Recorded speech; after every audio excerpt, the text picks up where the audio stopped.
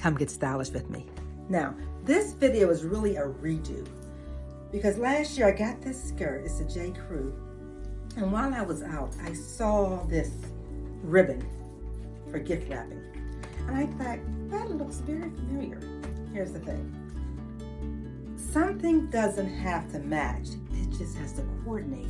So I thought that would coordinate well with a skirt that I have.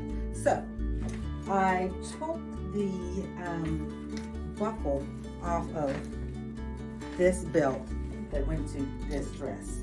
And I sewed it onto this. And I made myself a belt. And it went together quite well. Because you have to keep in mind, whatever you use in putting your wardrobe together, it doesn't have to exactly match. It really just has to coordinate. And I thought that this coordinated really well. And I really didn't need a belt hole because the belt just went through the fabric. And so here you have it. I think it could be pulled a little more tightly. Let's get it here. Because the skirt is kind of big around the waist.